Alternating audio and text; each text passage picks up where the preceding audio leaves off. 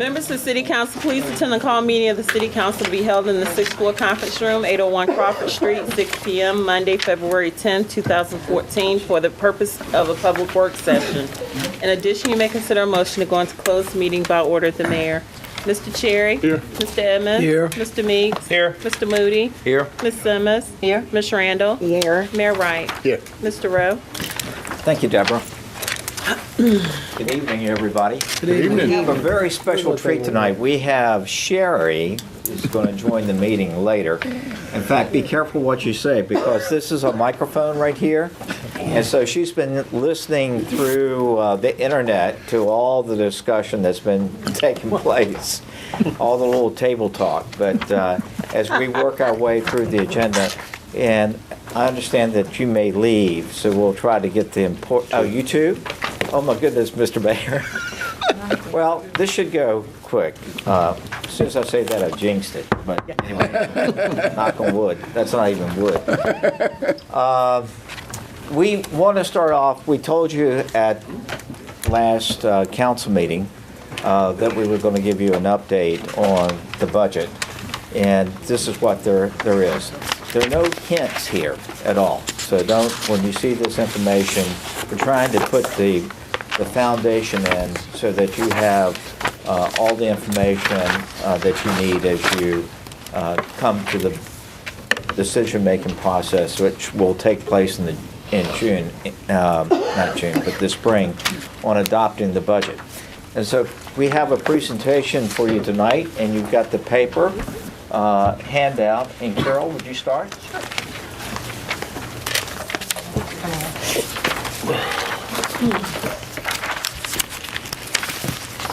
Waiting for it to warm up. Give us, Okay. don't put us Well, in the while we're dark. waiting, one of the things that we're going to talk about tonight in Sherry's report is the 599 money. And that's a shorthand for a bill that got passed in the 70s when there was this combat that was taking place between cities and counties over annexation. And the counties wanted a moratorium on annexation. And the cities were saying to the General Assembly, you don't understand. The only way that we can diversify our tax base and grow is to annex. And so what the General Assembly did was commission a study in which they looked at what services they provide cities and what services they provide counties. And they came down to law enforcement, and they realized that they fund the Sheriff's Department, but they do not fund any law enforcement for cities. And so they came up with this amendment to the state code to create a section to provide financial aid to those localities with police departments. And they established a floor. And if the funding went below the floor, then it would automatically take off the moratorium on annexation. But they established the funding at a level high enough that it would take a while before it would go and hit the floor and go beneath it. Well, those were the good times. Now it's 2014, 40 years later, almost, and guess what?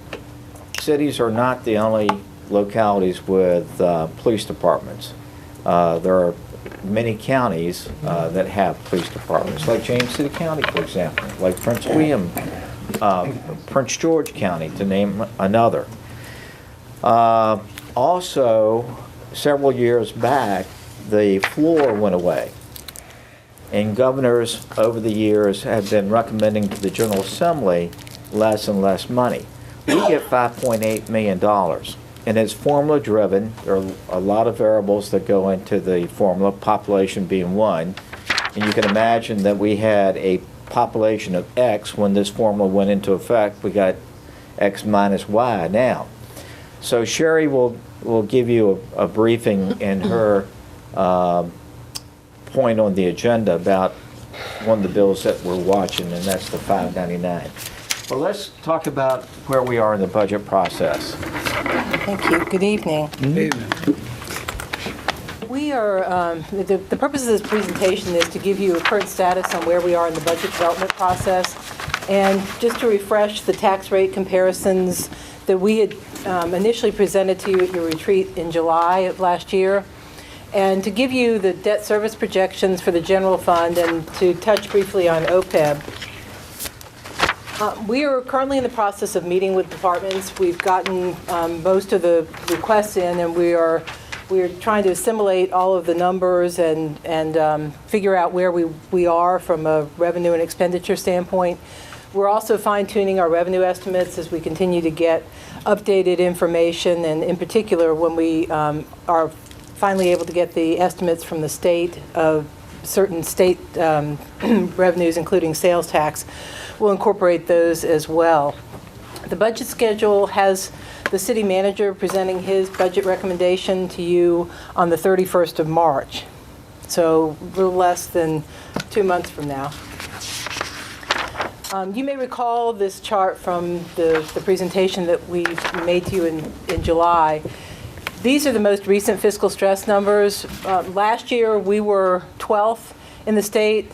We've been running neck and neck with Norfolk, and we are now 11th in the state. And you can see the difference between us and Norfolk is small. But what's important is that we are classified, along with Norfolk, Newport News, and Hampton, as having high fiscal stress. The average for all cities is 105.08, so they're slightly more stressed on average than counties are. But this is based on our revenue generation capability and several other indicators, and it's a useful tool for presenting the background information as we put the budget together. Now I'll turn to some of the tax rates.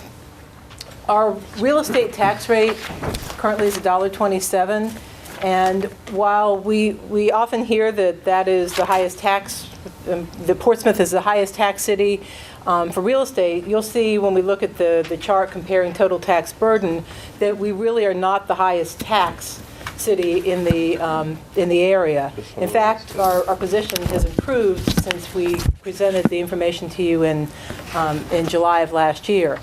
This is dependent upon assessed valuation, and our assessed valuation, in particular, our average residential property value is much less than some of our neighbors, in particular Virginia Beach and Chesapeake.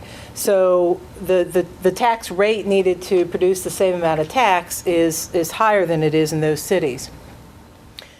This chart shows you the real estate tax rate over time, and you can see that since 1990, the rate in 1990 was $1.32 and went up to as high as $1.45.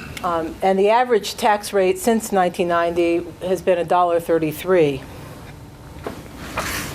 If we were to look, one of the issues that challenges us during budget time is that our real estate tax rate has never been equalized, and by that I mean when assessed valuations were falling, we had the opportunity to adjust the real estate tax rate upward so that the amount of tax that we generated remained the same. And the city did not do that, and that meant that assessed valuations have fallen.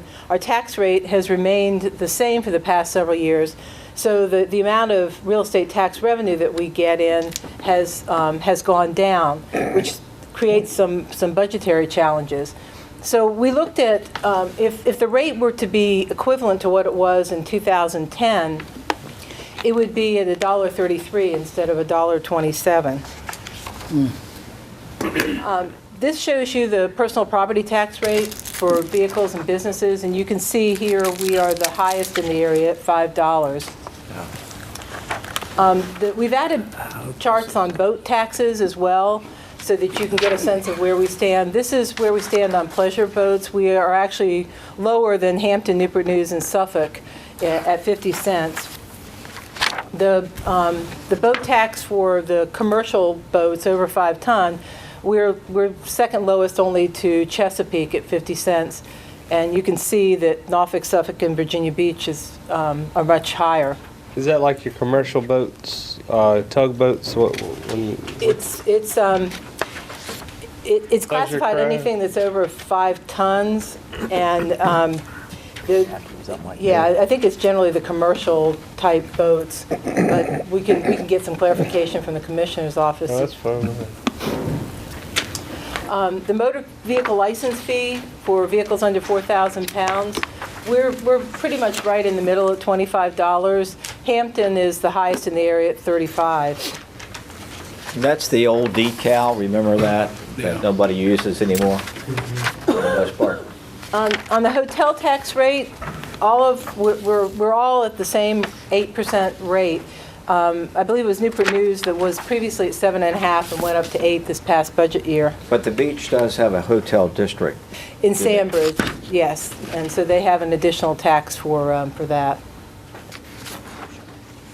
The meal tax rate, we're generally comparable to Norfolk and Suffolk. Chesapeake and Virginia Beach are slightly lower, and Hampton and Newport News are higher.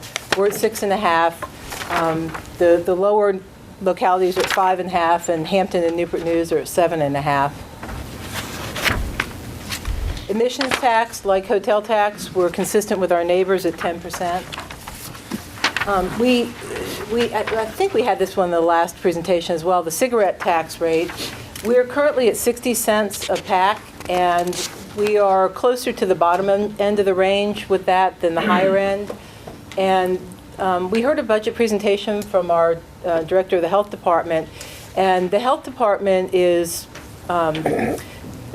making a recommendation to all the cities in the area that they consider raising the cigarette tax rate in order to reduce cigarette consumption and have a positive impact on the city's overall health. So you'll hear more about that from the health department and from Brannon probably. Yeah, but with CVS doing what they're doing and some other folks talking about following suit, this could be damaging to not only our city, but most if they stop selling that product. Well, what we need to do is figure out what is the price elasticity of a, at what point do you leave Portsmouth and go to Isle of Wight to buy a pack of cigarettes? Is it at 65 cents or 75 cents or just what? Your gas rate too, how much it's going to cost you Yes, to ma'am. travel Sure. back to get that pack of cigarettes. And I need to make a correction. This is actually a fee, the stormwater utility fee, not tax. You can see that our fee is $111, and it's lower than Virginia Beach and Norfolk, but higher than Suffolk, Hampton, Chesapeake, and Newport News. The monthly trash collection fee, we are currently the highest at $33.36, and Newport News, there were a couple of localities that raised their rate this year. Newport News was one of them. With that recycling, we should better bring that down. It seems that way. What you think, John? Well, let's look at the bottom line.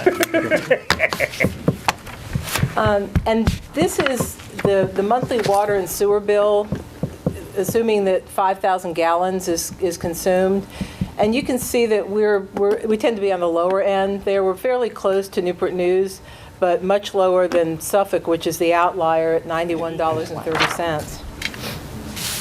So this is the overall chart that shows you what the net tax burden is to the residents of the city. And you can see when you consider the median home value in Portsmouth is lower. It's actually the lowest out of our neighboring jurisdiction, and this is for a single-family home, except for Suffolk, where they were not able to give us just the rate for the amount for single-family only. But you can see that even at our $1.27 tax rate, the tax that somebody's paying on a median home value in Portsmouth is quite a bit less than our neighbors, with the exception of Hampton, which has a median home value that's similar to ours. And when you look at all the other taxes and add those up, taxes and fees, on average, and this, we make some assumptions about a $10,000 average personal property tax assessment, the amount of the phone bill, and we use the Bureau of Labor and Statistics data on the average amount that a family spends eating out. We are, the only jurisdiction now that is higher tax than us is Hampton. Hampton. Lower tax. Excuse me, lower tax than us. Texas is Hampton. Is Hampton. And our neighboring cities that are immediately adjacent to us, Suffolk and Norfolk, are considerably higher. Whoa. I was Sherry getting back. Folks ought to come here and spend. While she's doing that, that chart we reviewed at the retreat, and we actually put a publication out in the Currents And we did. showing all of our citizens, but that wasn't, at that time, that was just a tad different. I think there was maybe one other city with Hampton that might have been below us. So this is up to date from what we did at the retreat. Yes. It is. So we've updated the assessed valuation, and there were several localities that increased some of their fees. Several of the cities increased their tax rates this year. And so you can see that our residents on average are paying less than they are in just about any other jurisdiction in the area. So again, the tax rate is really not indicative of what the tax burden is. Or the fee burden, the total. So to calculate the real estate tax, you use the median home value of 151,310. Yes. Gotcha. And again, that's for a single-family home. And Chesapeake's median home value is higher than Virginia Beach's. For a single family. Single family. And this is based on data that we just got at the end of this last week. They're getting more money for that education. All right.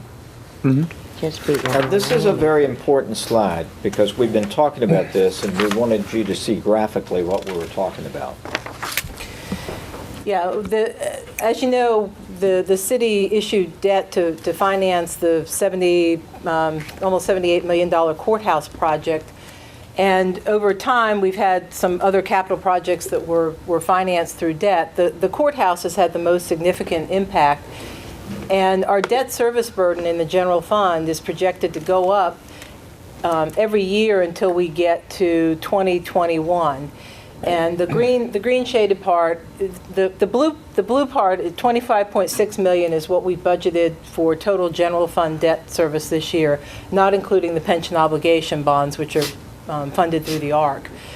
And the green shaded part is how much above the baseline of this year we're going to have to pay in debt service every year. So the peak in 2018 is $3 million more than what we're paying in 2014. And if you were to add each of those years that it increases above the blue line, it's roughly $15 million.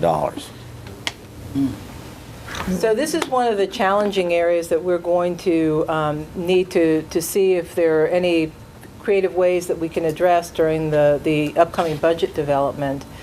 And one of the things... And not only for this year, but for the years that it goes above the line. We're looking at a very creative way to handle that.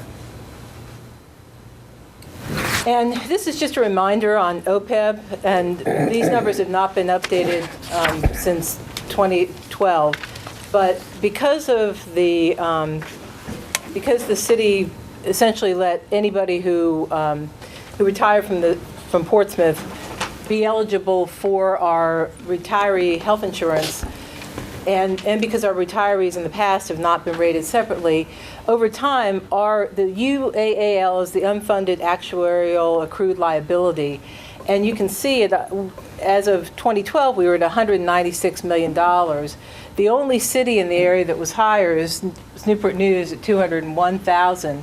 We were significantly, more than 2 times as high as Virginia Beach, which is a much larger city from an employee base standpoint. And you can see, too, as a percent of payroll, that third number column in, our liability is 277% of our payroll. That's by far the highest of any locality in the area. And we're continuing, we made some changes that we discussed with you this year that were made for the beginning of the plan year in January.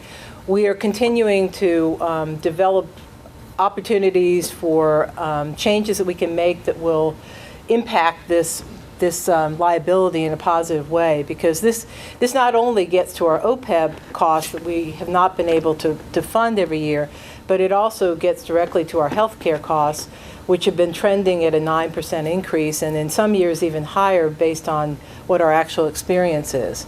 So this is just a reminder that it's an important issue that hasn't gone away, and you'll be hearing more about it. So in summary, our goal during the upcoming budget development is to work hard to try to keep the bottom line impact the same as we are now, meaning that the total tax burden it would be approximately what it is now, that we may be challenged in doing that because of debt service and healthcare costs and some of the other, and the jail per diem. There are other cost increases that we're facing that we're going to have to figure out how we balance against revenue that right now is looking like it's going to be essentially flat next year. That's right. So one of the things that we're looking at for debt service is whether we can create a sinking fund to cover at least a portion of that increase for the relatively short period of time that it is increased before the debt service level drops again. Sinking fund. And just finally, we're going to have to be prepared to make some difficult decisions on OPEB if we're going to be able to manage those retiree health insurance costs and manage our overall health insurance costs. And we had that arc on the OPEB at 16 million? No, it's closer to 19 19 million. million. Then it goes to 21, right? Can you elaborate on the sinking fund? Yeah, we're trying to find a way to create a pot of money that we can use over the, can you go back to that slide? There you, that we can use over these years that are in the green to cover the increase in debt service without having an impact on the real estate tax rate. And so it would be a designation of a sum of money this year to carry us several years out into the future. The goal would be to carry it for the whole 15 million. The fund that is off the tax rate would be a real challenge. What would the fund consist of? It would be most likely your fund balance, and not hitting your fund balance below what the bond rating agencies want. They don't want you to spend any of your fund balance. The nice thing about this line is that it trends down and goes below the current amount about, well, it does in the year 22. 2022. So we're looking at a way to meet our financial goal of having a fund balance that is healthy, but at the same time having a way that there's a soft landing for this impact of this increase in debt service. But this is also a good illustration of why we want to move towards cash funding as much of the CIP as we can, because obviously this doesn't even take into account the pension obligation bonds. We're already a relatively high debt burden with that, but anything that we debt finance just adds to this this If it's GO bonds. If it's revenue bonds, it doesn't show up on that chart. Church and Bridge factored into that? No, No. I would not. it's just existing debt. No. And that will be part of our conversation when we talk to Sherry. Okay. And that was a, Well, just Sweet spot not to, you brought it up, the Churchland Bridge is about a $29 million project in which the city, a couple of years back, decided to pursue revenue sharing, which meant that it got split funded between VDOT and the city. If we were to pursue that route, it would ultimately cost us $15 million. For the one side or both? Sir. 15? Both sides. Both sides, right, And okay. These are round numbers, of course. When we were up in Richmond on Thursday, we being Nita and Roz and myself and Sherry, the Senate Finance Committee meeting. and this is late in the afternoon.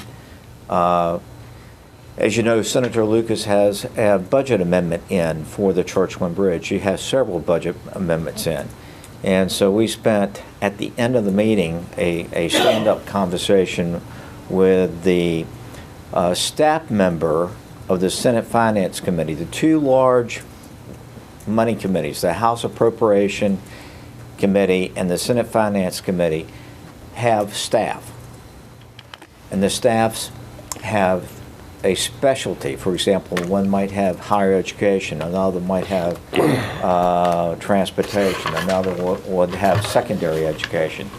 So we're having this conversation with the staff member that's got transportation, along with the CFO for VDOT. And essentially what we said is that we're going to hand you the keys to the project. We want you to take it over. And the reason why we want you to take it over is because we anticipate that this rickety old bridge is going to get more traffic because of this bad deal that the Commonwealth did on the tunnel. And so that's why you should give this project a different look. And so what we're looking for then is to get the state to fund the balance of the project. James, we put how much in it thus far, first, from the city? 2.25 million. So we're looking for VDOT to pick up about 27 million. Now, this has got an uphill battle now. I mean, it's, someone else would say, well, fund my bridge in Lynchburg or fund my bridge in Charlottesville. And we would argue that the Commonwealth needs to fund this bridge because of decisions that were made within the last couple of years on the tunnel project. Looks like Sherry's coming in on Skype. I'd like to add, how can we do that? Do you have any questions on this? Can we get Sherry in? Would that be Yeah, good? let's do that. I applaud you, John, I applaud y'all's efforts to not let that real estate tax rate go up. Thank you. People have all they can afford. What we're going to do, we're going to get Sherry in. Now, she's going to be in the dark.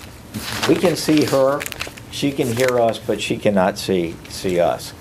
And maybe the next time we do this, we might be able to get a camera where we can get a view of council. But Sherry is been holding, as I've mentioned, and she's going to give us an update. And as she comes on board, so that we don't have dead air here, crossover is February the 12th. So both chambers, the House and the Senate, are working very hard to get their bills voted either up or down. And when crossover happens, all the House bills that have been passed go to the Senate, all the Senate bills go to the House. And all the bills except for the budget amendments. The budget amendments get extra time. They get until the 19th of February.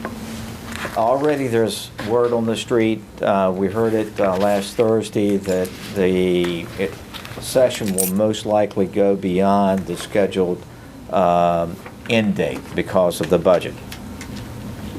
Sherry, are you there?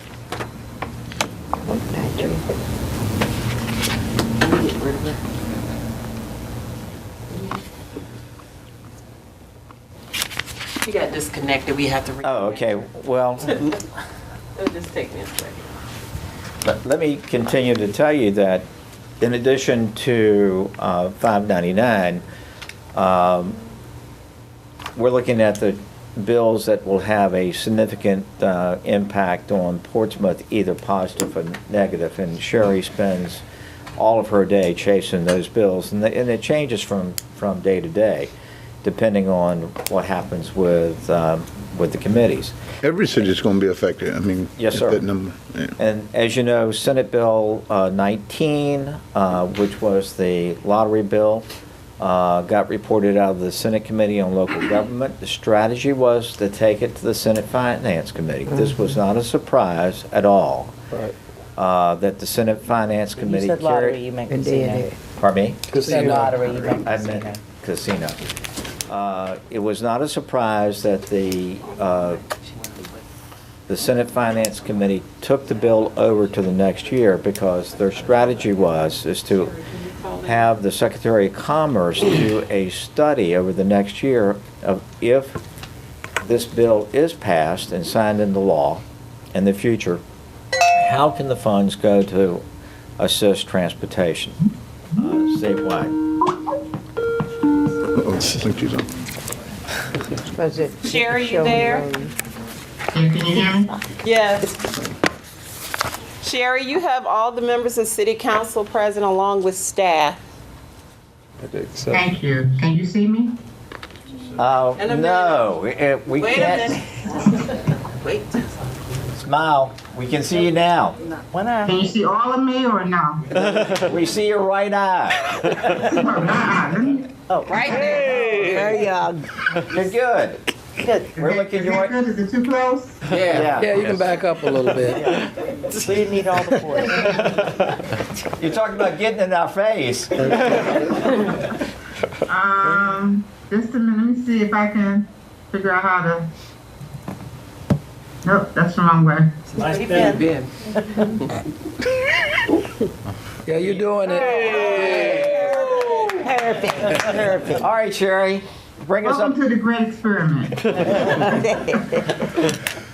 All right, good evening, members of Mr. Manager, Mayor, members of council, and the city manager.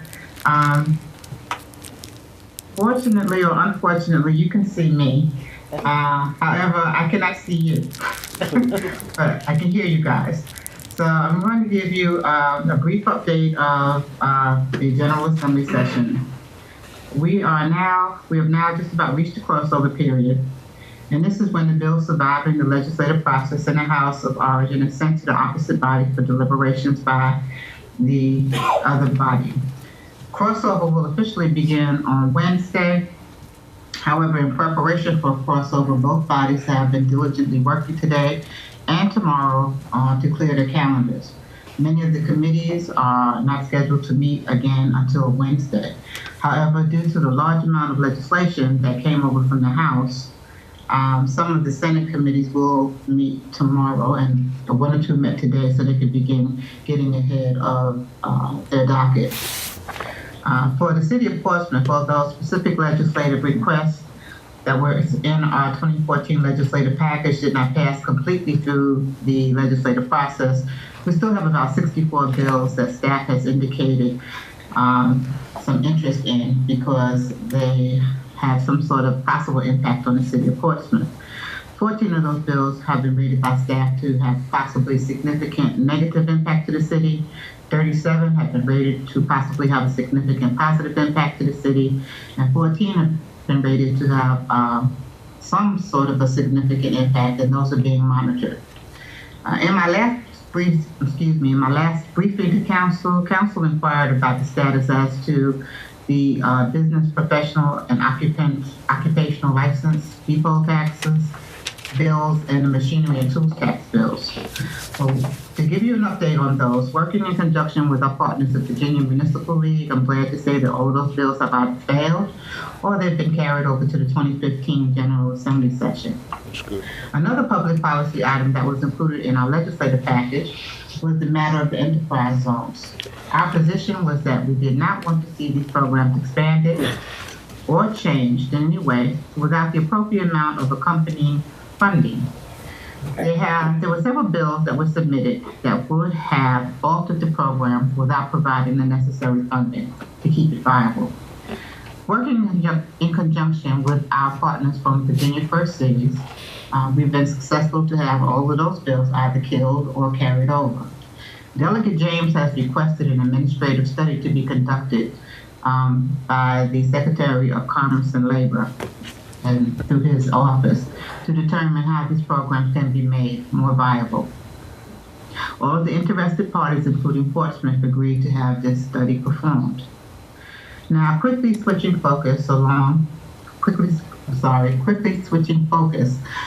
with working on the remaining bills of importance to the city, we have continued to work on the budget amendments. One of the budget amendments that we are pursuing is the funding for replacement of the Churchland Bridge. And as you may recall from earlier updates, Delegate James and Senator Lucas have submitted these amendments. Staff has been advocating with key money committee legislators and committee staff members to educate them on the importance of this matter. Along with those, there are a number of other budget amendments that we are advocating either for or against. To point out two very briefly, the first one would be supporting the governor's budget amendment for hold harmless measures for the public safety funding, which is the 599 fund. As you may recall, that's particular funding that is given to cities with police departments. Over the years, we have lost funding in that area due to the General Assembly not actually funding it at the level it should have been funded. It should have been increased along in the same proportion as the general funded has increased, but it hasn't done that. And we've had several hold harmless actions taken over the years to try to keep us at a level where we would not go below. That would trigger the annexation moratorium, the ending of it, which is one of the reasons why they had the 599 fund in the first place. Currently, what we're experiencing is because of the formula that was set in place about 40 years ago for this fund, Portsmouth is set to probably to potentially lose some funding on 599 because of the fact that our population has decreased and as well as our crime rate. Another problem that we're having because of formulary matters is the Virginia Preschool Initiative. And that also has a population component in it. And because our population has decreased, there's some movement afoot in the budget to reduce our slots for our preschool kindergarten slots. So at this point in time, we're looking at possibly losing 97 slots in the budget. So we are diligently working to try to make sure that that doesn't happen. The House and the Senate money committees are set to have their individual budget work completed by midnight Sunday, February 16th. The budget amendments that survive this first step of the process will be known to the public by Tuesday, February the 18th. And once that information is known, those items that are in conflict between the two chambers will be the ones that are sent to conference. And that is what I have for you this evening. Do you have any questions or comments? Very good, thank you. Please ask her a question. Yeah, I want to know whose idea was this? It's a team idea. It's a team idea, okay. Yes, sir. This has been, 12 months in the making, right, Sherry? Yes. We're going to get to yes. We're going to get to yes sooner or later. Well, great job. All right, thank you. Thanks, Sherry. Thanks, Sherry. All right. Yeah, great job. Have a Okay. good night. Keep up the good work. All right. Good hearing your voice. Great job, John. That was neat. We had that discussion, 12 months ago? He's trying to make it work. That guy will not give up. I like it. We'd like to, we want to know who left the freezer door open. It's cold out there. We wanted to give you just a brief update on the two snow events so you can get, and this will take only a couple of minutes, if you got a minute. Yep. Nita? How about this week's snow event? Is it gonna be Oh, one? man. We're saying no, go away. Work to know on this one? Well, work to know, you're right. I'm out.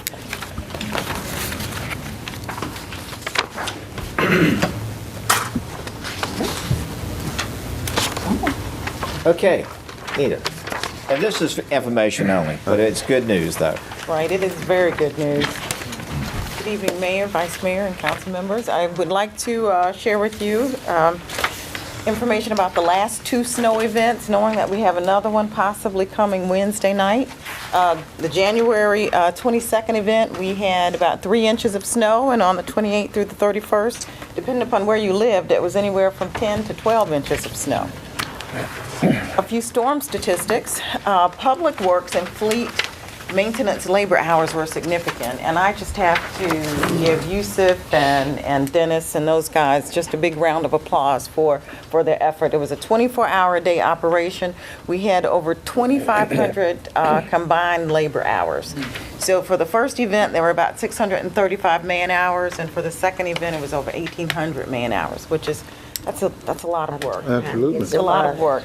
And when you look at the sand and salt, the tonnage on that is significant as well. For the first event, it was 345 tons of sand and 172 tons of salt.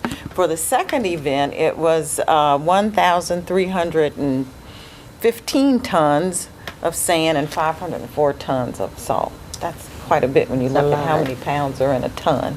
Nita, have we replenished that yet? Yes, it has been Okay, replenished. so we're Yes, back it to has. good. And then now, there's some hidden costs that you really don't look at when we have these events, and that's just all the extra work that has to be done to keep those trucks on the road. So we did spend quite a bit of money for both events to maintain the fleet. Visualize a NASCAR race in which you've got a pit crew, and that's what was happening with our snowplows. They'd go out, spread the sand and the salt, come back in, and they would go into one building and be washed down because they had all sorts of ice and road debris, not only on the windshields, but on the lights so that people could see them and be safe.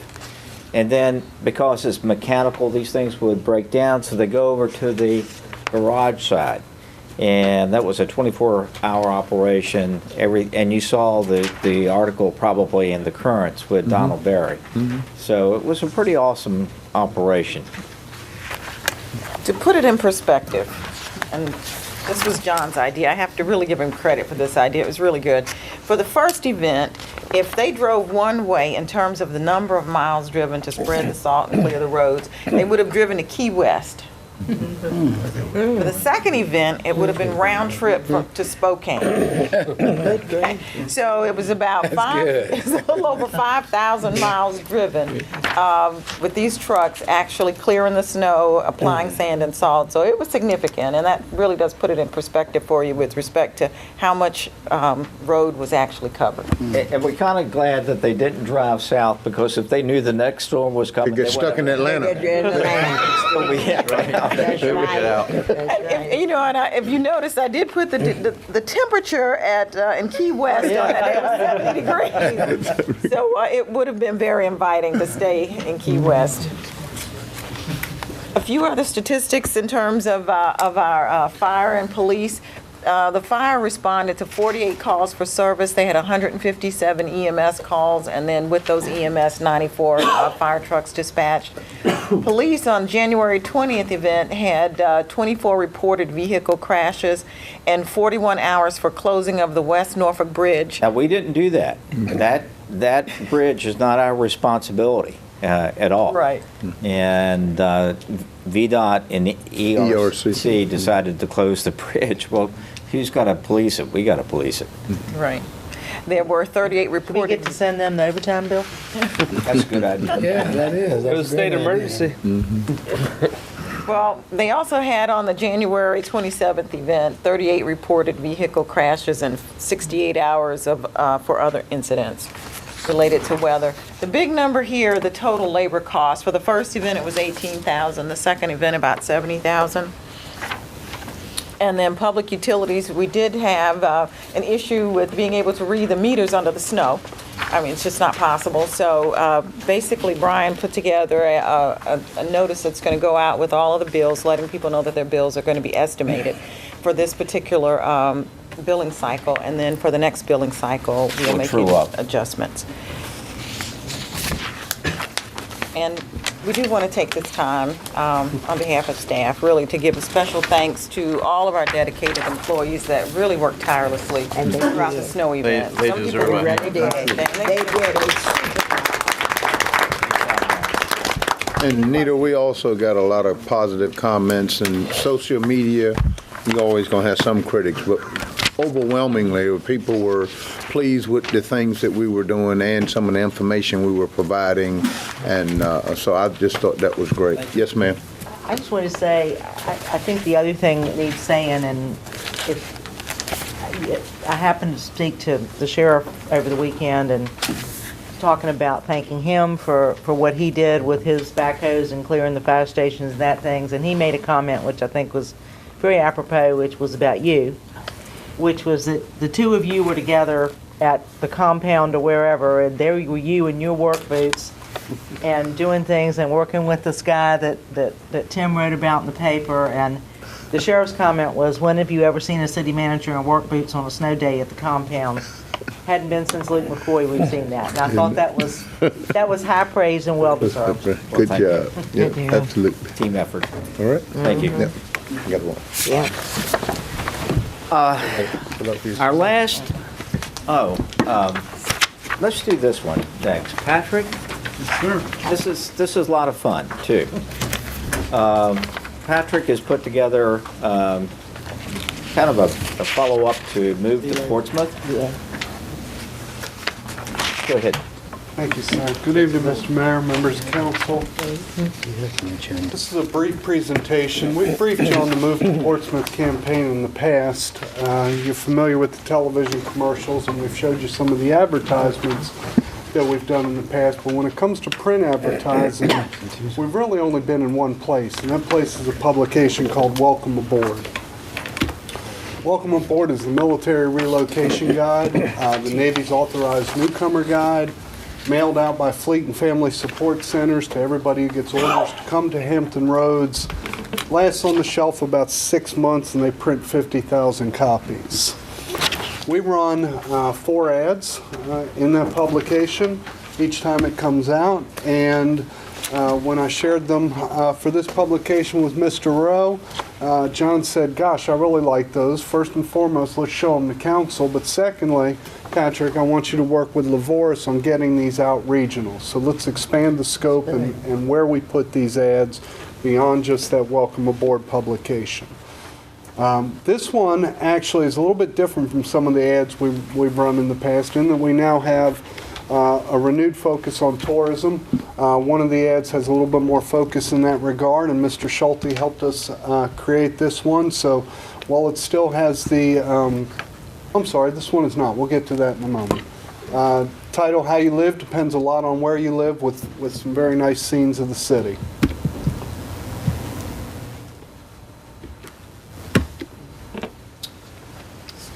This one I kind of liked, Rush Home, Not Rush Hour.